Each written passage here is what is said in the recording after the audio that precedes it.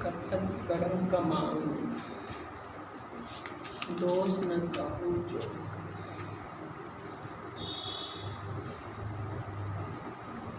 कतक में कर्म कमाना, कर्म तूने कमाए।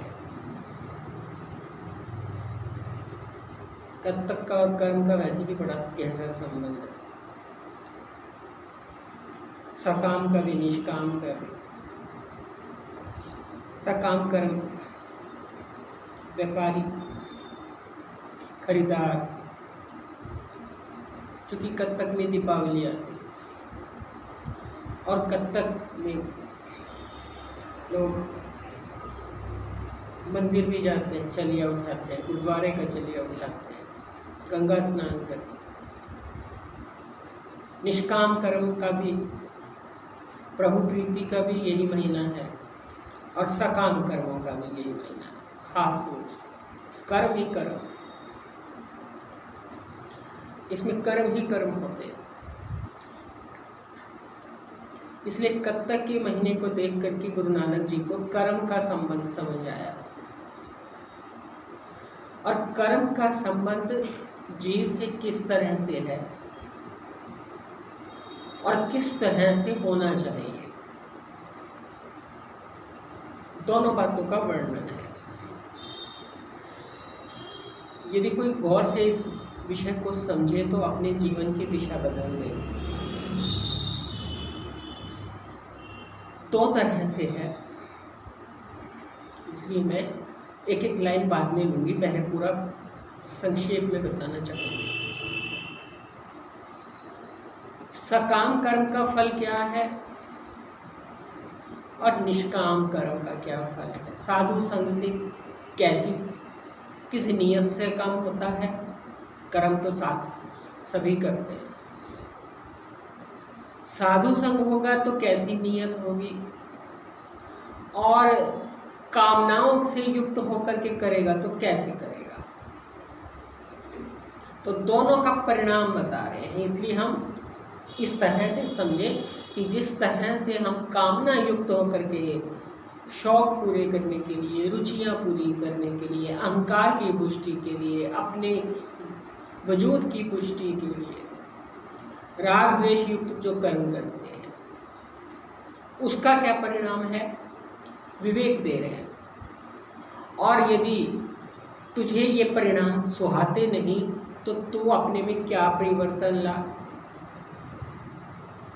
वो बता रहे हैं। ये आपको इसमें समझ आएगा। लाइनों के अर्थ तो आप सुनोगे ही, पर जहन में ये रखिए कि गुरु नानक जी हमें ये बताना चाह रहे हैं कि तू जिस तरह से, अब जिस नियत से कर्म कर रहा है, उसका जो फल आता है वो मैं तुम्हें दिखाता हूँ। तुम विवेक से उसे देखो, अपनी नियत के ऊपर शक करो, विवेक से नियत पे शक करो, समझ पे शक करो। और जब विवेक पर शक करोगे तो उस परिणाम को, जो नियत हमारी इस कामना वाली नियत से फल आता है, तो तुम अपनी कामना वाली नियत बदल दो। ये बताना चाहते हैं। अब हम बात करते हैं, क्या कह रहे हैं। कत्तक कर्म कमाओने दोष न काहू जो। कत्तक में गुरु नानक जी कहते हैं सब तेरे ही कमाए हुए कर्म है। तो कर्म से क्या कमाता है ये तेरी मर्जी है। प्रतिष्ठा कमाता है, धन कमाता है, इच्छाओं की पूर्ति कमाता है, रुचि पूर्ति कमाता है, अहंकार पूर्ति कमाता है, लालसाएं कमाता है, लोभ कमाता है। कर्म तो तू करेगा ही, शरीर करता ही है, लेकिन तू समझ कैसी बना करके कर्म करता है, उससे तू क्या कमाता है, उसका परिणाम जो आता है उसमें तू किसी को दोष नहीं दे सकता, क्योंकि तेरी नियत ने तुझे वही दिया है। तो दोष ने काहू जो, कोई भी दोष के योग्य नहीं है। ना ईश्वर दोष के योग्य है और ना प्रकृति दोष के योग्य है, ना संसार दोष के योग्य है। ये तेरी नियत ही दोष के योग्य है। इसलिए अपनी समझ या नियत सुधार। क्या तेरी समझ में क्या गड़बड़ है परमेश्वर ते भूल लिया। तेरी नियत, तेरी समझ, तेरा अहंकार, तेरी आसक्ति सबको आसक्ति करती है, सब में रुचि रखती है, पर परमेश्वर को भूली बैठी है। इसलिए परमेश्वर ते भूलिया व्यापन सभे रोग। ये जो तेरी रोग है ना, लोभ का रोग, मोह का रोग, अहंकार का रोग, आसक्ति का रोग, रुचि पूर्ति का रोग, रुचि की पूर्ति में सुख का रोग, रुचि की पूर्ति में दुख का रोग, अपूर्ति में दुख का रोग, ये जितने तुझे रोग हैं ये परमेश्वर को भूलने के कारण है।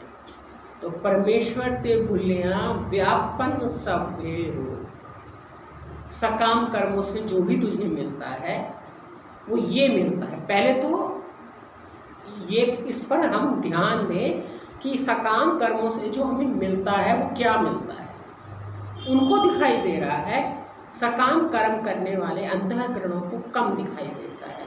विवेक जगा करके दिखा रहे हैं कि सकाम कर्मों से तुझे क्या मिलता है। जब तू कामना पूर्ति में लगा रहता है तो तुझे जो मिलता है उसमें फिर तू दोष किसी को नहीं दे सकता जो तुझे मिलता है, क्योंकि तूने कामना पूर्ति के लिए संसार में प्रवेश किया, संसार में घुसा, तेरी कामना पूर्ति का उद्देश्य लेकर के तू संसार में विचरा, तो परिणाम जो भी आता है उसमें कोई भी दोषी नहीं है, क्योंकि तेरा एक ही दोष है, परमेश्वर ते भूल लिया। व्यापन सब, ये जो तुझे परिणाम में जो कुछ आ रहा है ये तेरे उसी कामना पूर्ति के रोग के कारण है। व्यापन सब है रोग। अब वो रोग कामना पूर्ति का रोग लगा तो फिर दुख, सुख, राग, द्वेष, लोभ, मोह सारे रोग आ गए। तो बेमुख होए राम ते लगन जन्म विजो। राम का महीना है, राम को याद कर रहे हैं। जिस राम ने कर्म से यश कमाया, आज तक हम उनको याद करके उत्सव मना रहे हैं। उन्हीं की वजह से सबको इतना सुख मिलता है, खुशी मिलती है। उन्होंने खुशियां दी किस लिए कि उनके आगमन से, राम के, और हमने उसमें आसक्तियां डाल करके, कामनाएं डाल करके उसको कुछ और रूप दे दिया। था तो ये राम के प्रेम के लिए, राम के प्रति श्रद्धा दिखाने के लिए, राम के आगमन की खुशी में, पर हम सब कुछ करते हैं बस राम को ही भूल जाते हैं। इसलिए वो कह रहे हैं बेमुख होए राम ते लगन जन्म बीजो। कर्म तो उन्होंने भी किए लेकिन कामना युक्त कर्म नहीं किए, विवेक पूर्वक किए, ज्ञान पूर्वक किए, होश पूर्वक किए, स्वरूप में स्थिति से किए, अपनी निज पहचान को बिना भूले किए, परमेश्वर को बिना भूले किए। परमेश्वर को भूलना यानी निज पहचान को भूलना। अपनी निज पहचान को बिना भूले कर्म किए, तो उनके लिए तो ये नहीं लगेगा कि व्यापन सफे रोग, उन्हें तो कोई रोग नहीं था। रोग दिखाया भी तो वो दिखाया बस, था नहीं। दिखाया सीता के वियोग में दुखी हैं, लक्ष्मण की मृत्यु से दुखी हैं, दिखाया, हुआ कुछ नहीं। एक चीज़ पर मैं आपका ध्यान दिलाना चाहूँगी, मेरा ध्यान थोड़ा जाता है इसलिए मैं आपका भी ध्यान दिलाना चाहूँगी। कैसे राम जी, कृष्ण जी अवतार रंगमंच की तरह लीला करते हैं, उस लीला को यदि आप समझना चाहते हो कि कर्म तो वो भी करते हैं पर उनके कर्म फंसाने वाले नहीं होते, उनके कर्म रोग रूप युक्त नहीं होते। लीला होती है प्रकाश युक्त लीला, बल्कि दूसरों को मार्गदर्शन देती है। बल्कि यूँ कहिए कि हम सबको उनके कर्मों से सीखने को मिलता है, लेकिन फंसते नहीं हो। कैसे समझे उसे लीला को? है तो सैंपल बड़ा सामान्य संसार का ही, लेकिन उदाहरण का एक अंश लेना। मैं कभी कभी ये देखती हूँ टेलीविज़न में, कोई मजाक कर रहा है, कोई मस्ती कर रहा है किसी बड़े आदमी के साथ, किसी सेलिब्रिटी के साथ। वो कह रहा है जो वो है नहीं, मजाक में हम वो कुछ कह रहे हैं, मस्ती हो रही है। अब वो मस्ती में वो जो कुछ कह रहा है, वास्तव में वो कुछ वैसा है ही नहीं, वैसा वो करता ही नहीं है, वैसा उसके जीवन में है भी नहीं, लेकिन वो कहेगा कि मैं ऐसा करता हूँ, हाँ मैं भी ऐसा ही करता हूँ, मैं भी ऐसा ही करता हूँ। तो सबको हंसी आएगी कि ये भी ऐसा थोड़ी करते हैं, अंदर से तो पता है ये भी नहीं करते, लेकिन वो मस्ती लग रही है। वो मस्ती से क्या आ रहा है? सबको आनंद आ रहा है, खुशी हो रही है, इसलिए वो मस्ती करने के लिए वो सब करते हैं, जो भी कुछ करते हैं। अब मैं उन बातों का वर्णन नहीं करना चाहती, देखते तो आप भी होंगे टेलीविजन। तो जब कोई बहुत ऊंचा व्यक्ति के साथ कोई ऐसी बात करता है जो सामान्य मनुष्यों के साथ जुड़ी है, उनके साथ नहीं जुड़ी, लेकिन उनके साथ जोड़ करके यदि वो बात की जाए तो वो मस्ती लगती है, मजाक लगती है, सबको हंसी आ जाती है, खुशी मिलती है। तो वो किस लिए हो रही है? वो बात मस्ती के लिए, मजाक के लिए, इसलिए हो रही है। बाकी उनके जीवन से कोई लेना देना नहीं,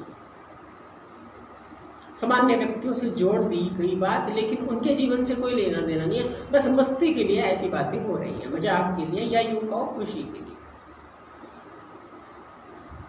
भगवान की भी लीला कुछ इस तरह की है तो वो माया को वश में करके पैदा होते हैं। अब मैं आपको इधर चली गई राम के पास, कोई बात नहीं, राम की बात हो रही है।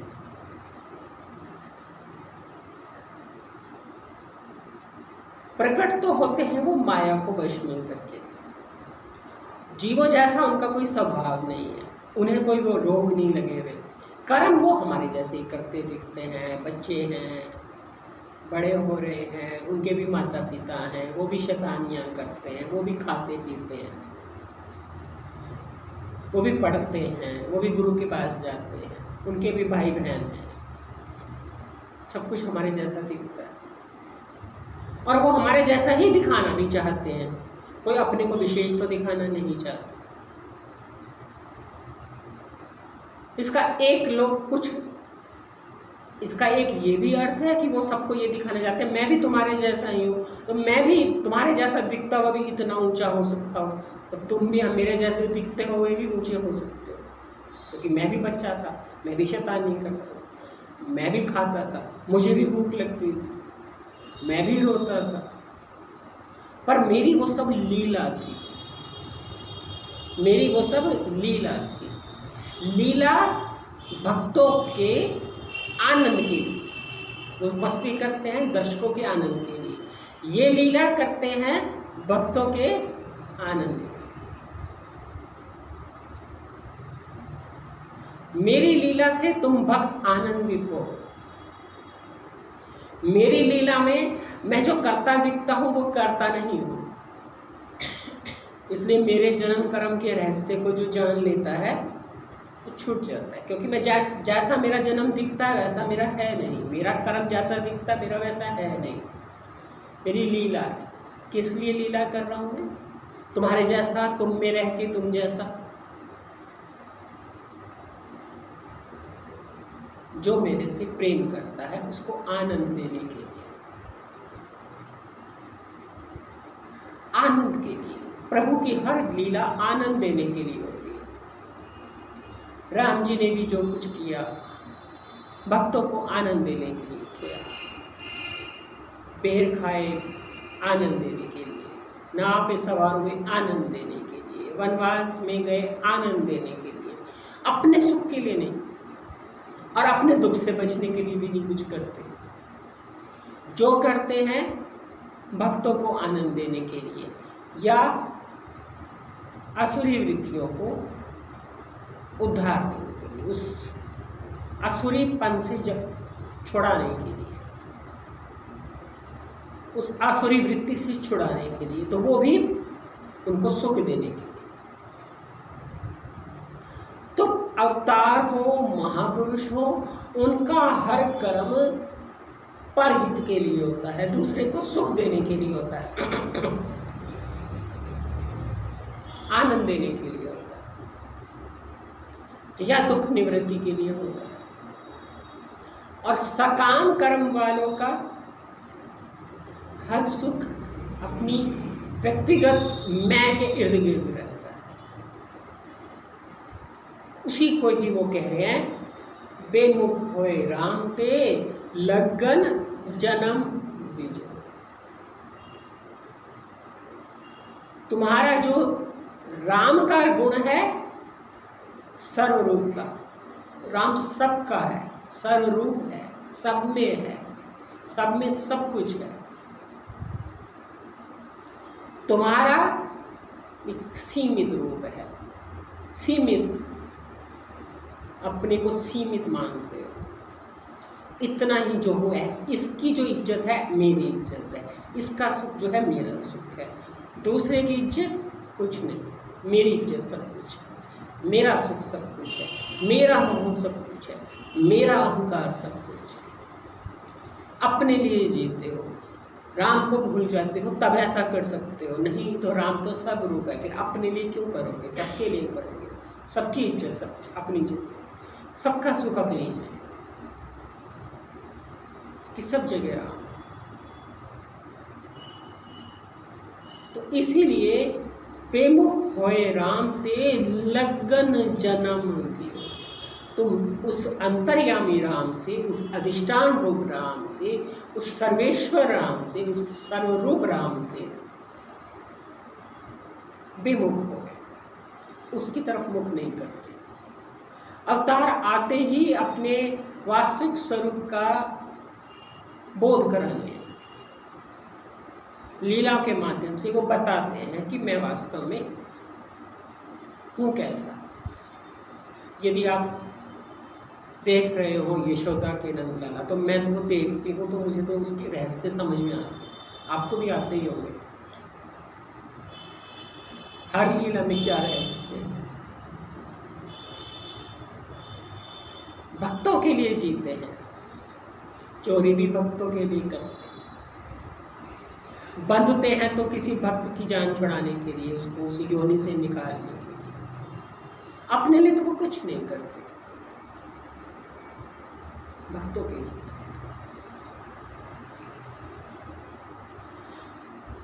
भक्तों के लिए वो माँ की डांट भी खा लेते हैं, चोरी का अपमान भी बर्दाश्त कर लेते हैं, वो बुलाते हैं वो चले जाते हैं। भक्तों की भी अजीब सी एक समझ है, पूरे समर्पित जब नहीं होते, पुकारते भी हैं, और जब पुकारने से आ जाते हैं तो फिर ऐसे करते हैं, लोभ आ जाता है, ये मेरा खा लिया, ये क्यों खा लिया, ये चोरी क्यों करी, खुद ही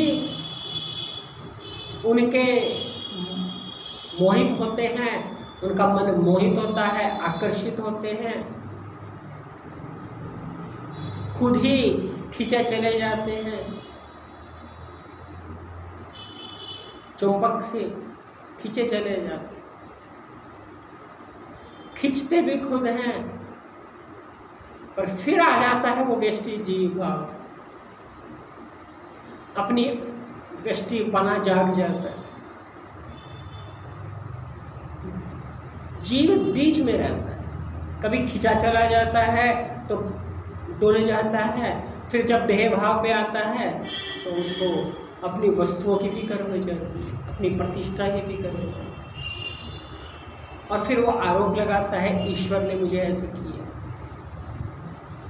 ईश्वर का तो काम ही है जीवों को अपनी तरफ खींचना, वो अपने लिए नहीं खींचते, हमारे उद्धार के लिए हमें खींचते। हमें अपनी भक्ति देने के लिए खींचते हैं, ये हम समझते हैं, तो ऐसी गलती को करते हैं। इसलिए ये जो अंतर्यामी प्रभु है ये भी सभी के साथ वही करता है जो अवतार करते हैं। अवतार बताने के लिए भी आते हैं कि मैं वास्तव में कैसा हूँ। उनका प्रकट होने का मुख्य उद्देश्य ये है कि भक्तों को अपनी लीला के माध्यम से अपने वास्तविक स्वरूप का बोध कराना।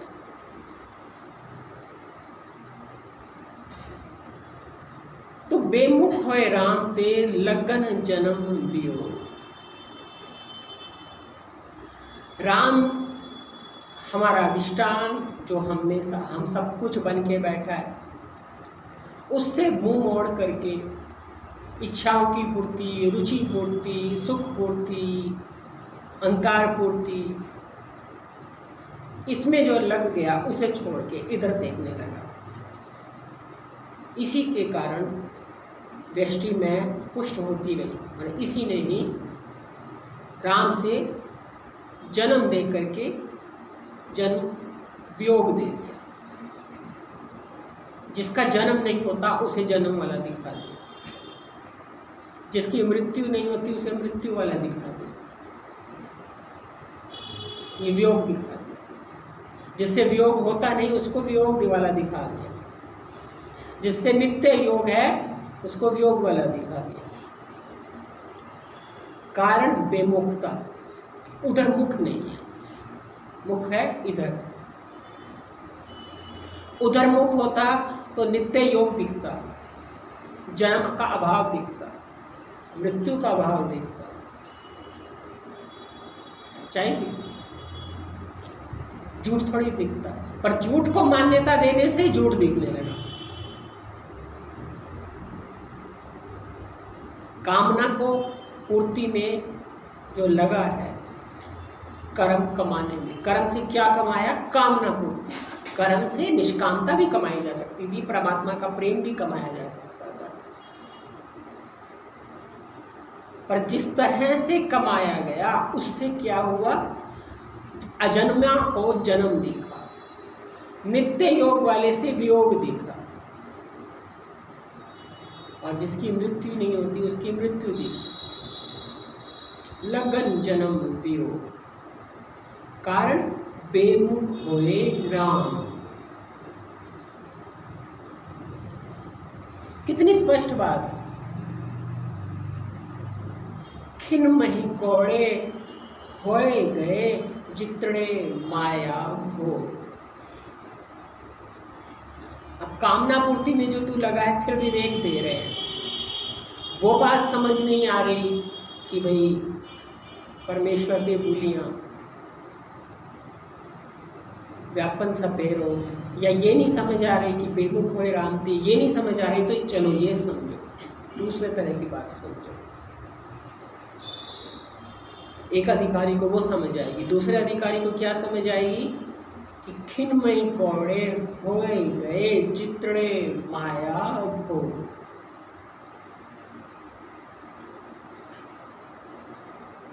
जितने भी माया के भोग हैं वो क्षण में कड़वे हो जाते हैं, क्षण में, बहुत बार हो जाते हैं। अभी बड़े मीठे हैं, दूसरे क्षण कड़वे हैं। आजकल पंखा थोड़ा कड़वा हो गया, कभी बड़ा मीठा था। आजकल मोटे कपड़े धीरे धीरे मीठे हो जाएंगे, पतले कपड़े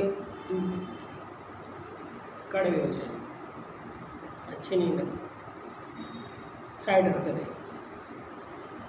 यही है दृश्य, यही संसार है। कभी सूरज मीठा लगेगा, कभी सूरज कड़वा लगेगा, कभी बंद घर का अच्छा लगेगा, कभी खुला घर अच्छा लगेगा, हवा आती अच्छी लगेगी, कभी हवा बुरी लगेगी, कभी गर्म चीज़ अच्छी लगेगी, कभी ठंडी चीज़ अच्छी लगेगी,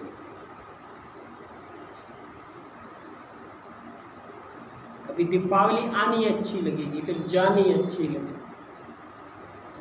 जाए खत्म है काम। जब तक रहेगी हम गागड्डियाँ मारते रहेंगे।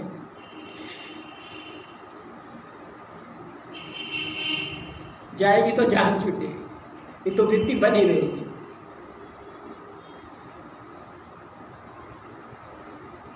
खिन्मय कौड़े हो गए, यही स्वरूप है इसका। खिन्मय कौड़े हो गए, करना अच्छा लगता है, थक जाता है तो बुरा लगता है। अभी अच्छा लग रहा है, अभी क्या बुरा लग रहा है, वृत्ति बदल गई, अभी कष्ट होने लग गया। कोई सावधानी से ध्यान नहीं देता। तो गुरु नानक जी ध्यान दिला रहे हैं कि तुम्हें वो जन्म वियोग वाली बात समझ नहीं आ रही, परमेश्वर के भूलने वाली बात समझ नहीं आ रही, तो कम से कम संसार के तो स्वरूप समझ में आए कि ये कैसा है। ये ऐसा है कि खिन में ही कौड़े हो जाए, क्षण में कड़वा हो जाए।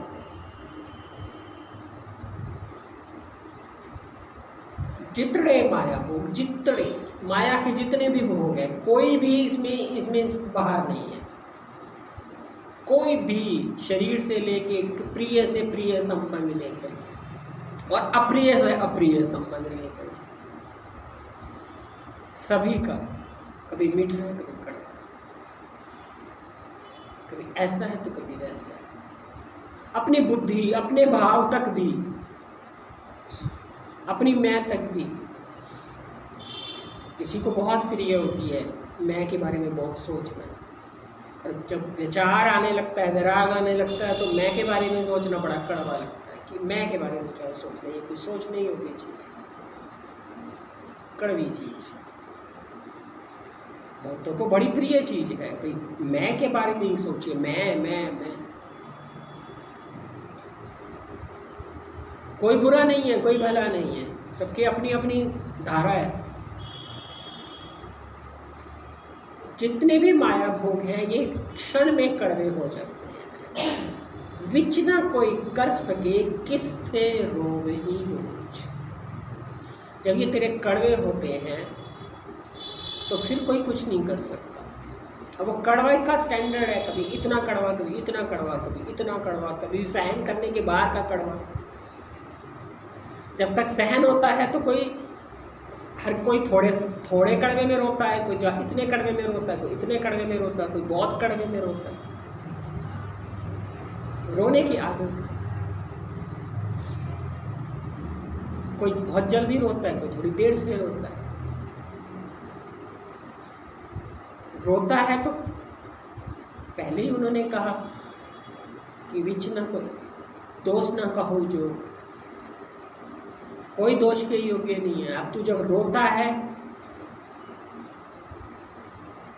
तो क्यों रोता है? कोई तो बीच में कुछ कर नहीं सकता, क्योंकि माया के भोग हैं ही ऐसे, क्षण में कड़वे हो जाए। तुम भी किसी को अभी बड़े प्रिय हो, थोड़ी देर में अप्रिय हो। अभी वो तुम्हें बड़ा प्यार दे रहा है, थोड़ी देर में वो डांट दे। तुम कहोगे अभी तो बड़े प्यार से बोला, अभी डांट दिया। अभी कह रहा है ये ले लो, वो ले लो, अभी क्या डांट दिया। अभी बड़ा मान मिल रहा था, अभी बड़ा अपमान मिल गया। ये क्या है? ये क्या है? ऐसा ही है ही ऐसा, स्वरूप ही ऐसा है। क्षण में कड़वे हो गए, भाव बदल गए, कड़वा हो गया। वही अभी मीठा बोल रहा है, अभी कड़वा बोलने लगा। तुम्हारी गलती है, तुमने आशा बांधी। मीठा बोलते ही आशा बांध दी, आशा बांध ली तो कड़वा बोलते ही तुम रोने बैठ गए।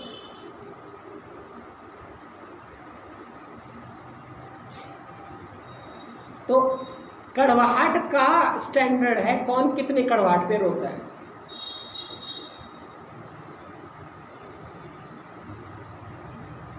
हर किसी का अपना है। किसी को ये लग सकता है कि मैं तो सबके लिए करती हूँ, कोई मेरे लिए नहीं करता, अब ये रोता है। अब करते समय आशा बांध लेता है कि मैं करती हूँ तो ये भी करेगा। अब आशा की तो आशा वाली गलती तो दिखाई नहीं देती, और रोता है कि ये नहीं करता। गलती कहाँ होती है, सुधारते हम कहाँ हैं। गुरु नानक जी वहीं से गलती सुधरवा रहे हैं जहाँ से गलती है। यहाँ गलती मत सुधारो कि ये क्यों बदल गया, ये क्यों नहीं करता, ये ऐसे ही गुस्सा क्यों करने लगा, अभी तो प्यार से बोल रहा था, अभी तो इज्जत दे रहा था, बेइज्जती करने लगा, अभी तो मेरे बारे में सोच रहा था, अब ऐसे कर दिया। ये अप डाउन मत करो, कभी ऊपर कभी नीचे, कभी नीचे कभी ऊपर, कभी नीचे हो गए हाय हीन भावना आ गई, कभी ऊपर हो गए विशेषता दिखने लग गई। यही दीनता है, कभी नीचे कभी ऊपर, कभी नीचे ऊपर, इसी को दीनता कहा है। दीनता यानी दरिद्रता। दीनता को दरिद्रता में लिया जाता है। ये हर तरह की दीनता दरिद्रता में आती है। मान मिल गया चढ़ गया, नहीं मिला गिर गया, प्यार मिल गया चढ़ गया, नहीं मिला गिर गया, किसी ने अच्छा कह दिया चढ़ गया, नहीं कहा गिर गया, ये सब दरिद्रता में आता है। अंदर से दरिद्र है, अंदर का सुख तो देखा नहीं, यही सुख देखे हैं तो कभी चढ़ता है कभी गिरता है, कभी चढ़ता है गिरता है। असली सुख देखा होता तो इतना भिखारी थोड़ी होता।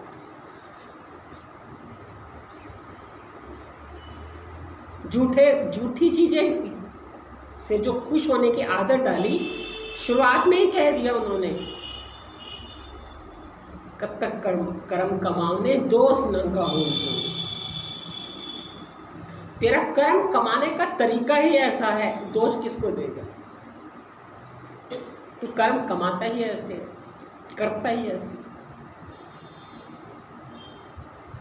अंदर से खाली बाहर से भरता है। अंदर से भर जहाँ से खाली है,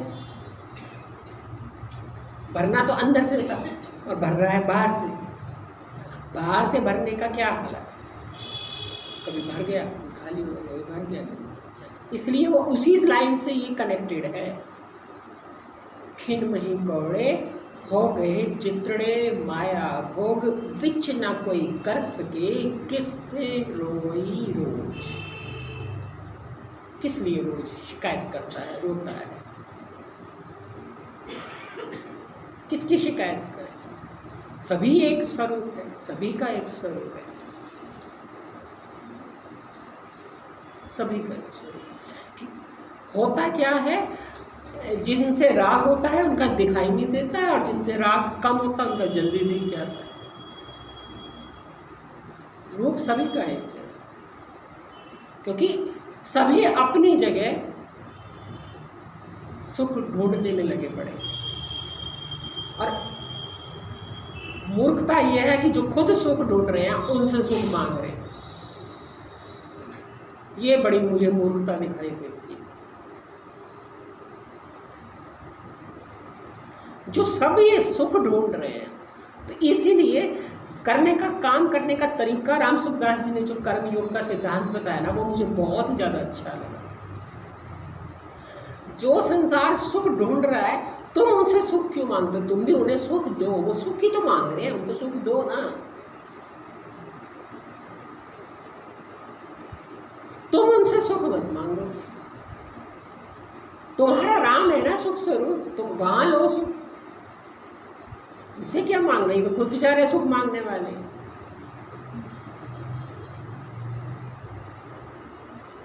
सभी सुख के लिए प्रवेश कर रहे हैं संसार में, संबंधों में, वस्तुओं में, व्यक्तियों में, सब सुख चाहते हैं। और चाहने वाला ये देखता है कि यदि मैं दूं भी तो सही, तो मुझे मिल क्या रहा है,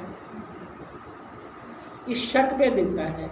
अब जब हम किसी से उम्मीद कर लेते हैं तो ये सोचते हैं इतना तो इसने दिया नहीं जितना ये चाह रहा है,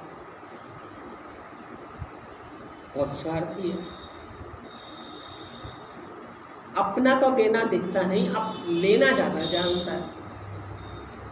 तो हम उस व्यक्ति को स्वार्थी, अहंकारी कह देते हैं। किसथे रोई रोज, फिर बैठ के रोते हैं कि बड़ा स्वार्थी है, लेना ही जानता है, देना तो जानता नहीं। हिसाब किताब भी लगाता है तो धोखे वाला, बराबर का करे तो भी बात है।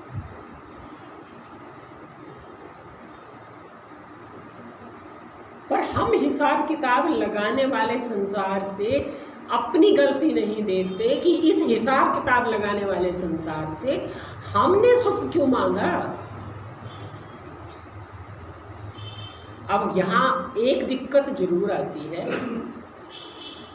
कि हमें किसी से सुख नहीं मांगना, पर मनुष्य कभी ना कभी किसी ना किसी से की आवश्यकता पड़ जाती है।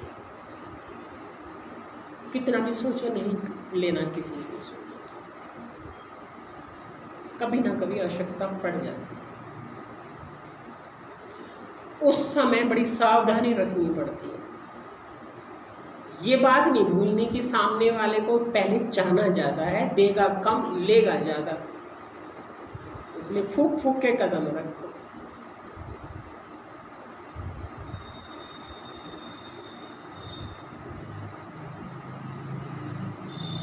और यदि धोखा खा लो तो रोना नहीं, देने के बाद भी धोखा दे दे तो रोना नहीं, क्योंकि स्वरूप ही ऐसा है। सभी सुख चाहते हैं, सुख चाहते हैं इसलिए सुख दे रहे हैं, वास्तव में वो हमें नहीं सुख दे रहे, खुद को सुख देने के लिए दूसरे को सुख देते हैं। कभी कभी तो मनुष्य का ऐसा अंतःकरण होता है, और बहुत लोगों का होता है, कि वो मान भी दूसरे को इसलिए देते हैं कि वो अपनी नज़रों में अच्छे कहलाएं, अपने आप को अच्छा समझें, दिखाएं कि मैं बहुत अच्छा हूँ, इसलिए मैं दूसरे को मान दे रहा हूँ। मान देना भी सच में मान नहीं दे रहे होते। मान देने का भी उद्देश्य है अपने को महान दिखाने के लिए, अपनी नज़रों में अपने को महान दिखाने के लिए ही दूसरे को मान देना होता। वास्तव में मान नहीं दे रहे, दिल से नहीं दे रहे। संसार को देना नहीं आता, देना सिर्फ राम को आता। बारीकी से देखो, जितना बारीकी से देखेंगे उतना यहाँ से चित्त उपराम होगा। कहीं ना कहीं हर कोई अपनी मैं के पास ही खड़ा है। विरला कोई प्रेमी होता है जो अपनी मैं से हट करके प्रेम करता है। अपनी नज़रों में अच्छा बनने के लिए प्रेम नहीं करता, अपने आप को संतुष्ट करने के लिए मान नहीं दे रहा होता। ये नहीं देख रहा होता कि मैं मान दे रहा हूँ, ये नहीं देख रहा होता था कि मैं प्रेम हूँ, ये नहीं देख रहा होता था कि मैं निष्काम कर्म कर रहा हूँ। जिसको ये नहीं दिखता वो कोई विरला होता है। नहीं तो सबको दिख रहा होता है कि मैं क्या कर रहा हूँ, और जिसको दिख रहा होता है मैं क्या कर रहा हूँ, इसका मतलब उसे परिणाम चाहिए, उसका फल चाहिए, इसलिए वो देख रहा है कि वो क्या कर रहा है। जो देख रहा है वो क्या कर रहा है, तो इसका मतलब 100% उसे फल चाहिए।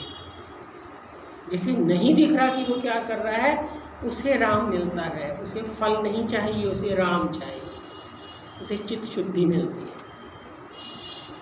वो कोई विरला होता है।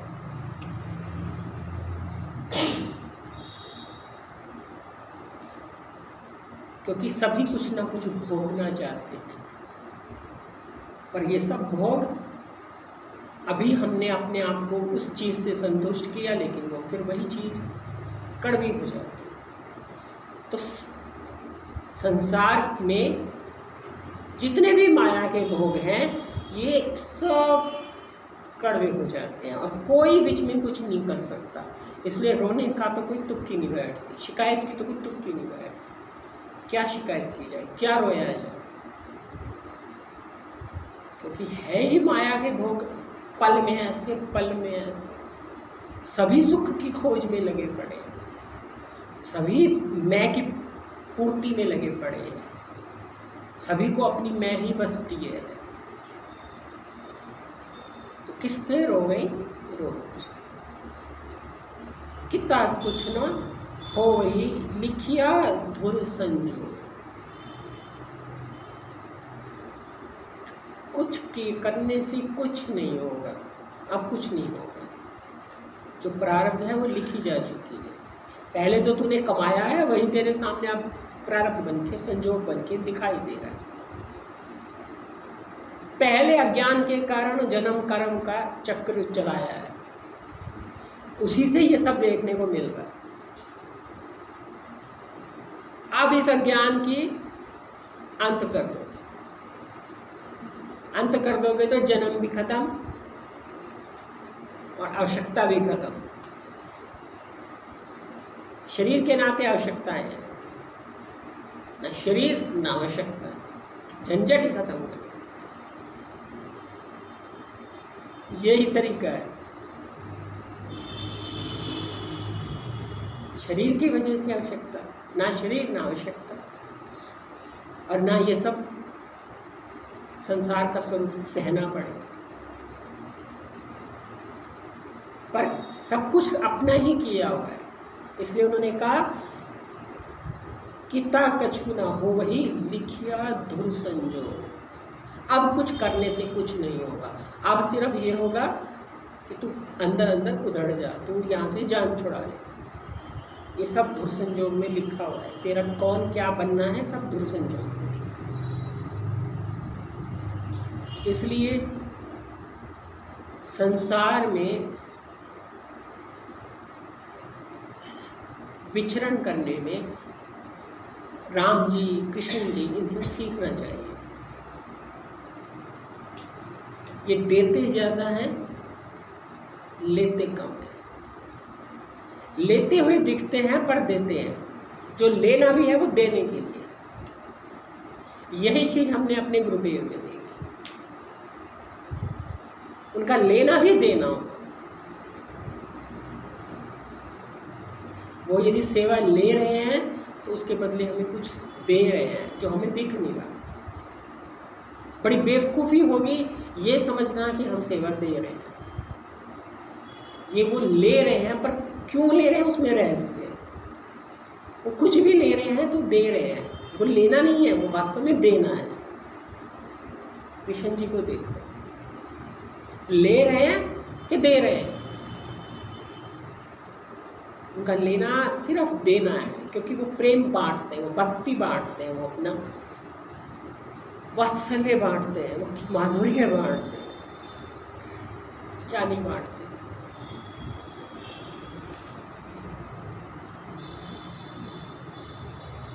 वो लेते दिखते हैं पर दे रहे होते हैं,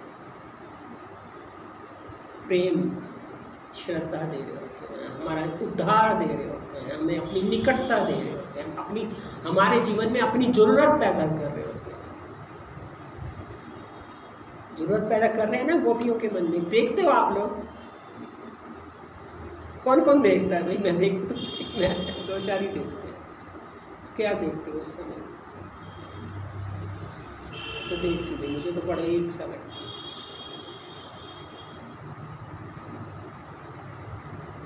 डूबने का मन करता है, ऐसा लगता है ये बंद क्यों हो गया।